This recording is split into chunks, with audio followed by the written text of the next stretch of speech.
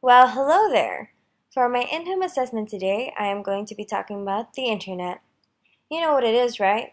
Of course you do. 35% of the world uses the internet. But do you know the effects it has on you? The internet has begun to influence our lives, social-wise and health-wise. They do this by three things. 1. Communication. 2. Addiction. And 3. Dependency, as in not being able to live without it. Going back to communication, if I had asked all the people that communicated through the internet to raise up their hands, they might fill the whole continent of America, maybe even more. The internet is one big place for you to communicate, especially through social networking. Facebook, Twitter, Skype, all those different types that we can't live without. But what are we supposed to do without them? Go back to mailing? To using the phone all the time? Yeah, right. Secondly, addiction.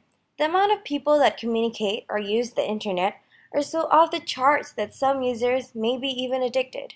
I held a survey where I asked numerous people on a scale of 1 to 10 how addicted they are to the internet, and 48% said 8 or above. Crazy! But this literally has become an issue. People are so addicted that there is an actual disorder for being addicted to the internet, called Internet Use Disorder. Let me provide you with certain cases where internet addiction have went a little out of hand. In 2009, 17-year-old Daniel Petrick shot his mom and injured his father after they confiscated his Halo 3 video game because they thought he was spending too much time on it. Or even another case, 20-year-old Chris Tannyforth suffered lung blockage after playing his Xbox for 12 hours straight. But this doesn't only go for kids or teenagers. This also goes for adults. For example, a Korean couple got arrested after murdering their infant daughter because they left her to starve while they were playing a video game. And the game's about raising a virtual baby. Talk about ironic. Please don't be this addicted. It's actually becoming a little bit scary. And lastly, dependency.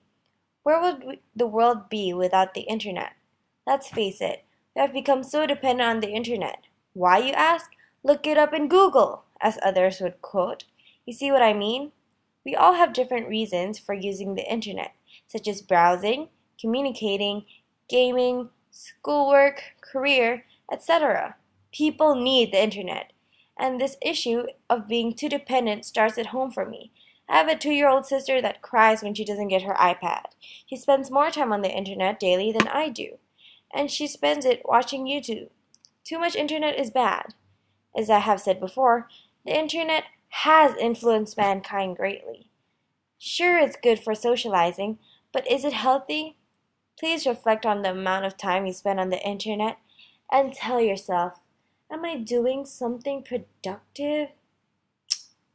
Ha! Yeah, right. There you have it. The internet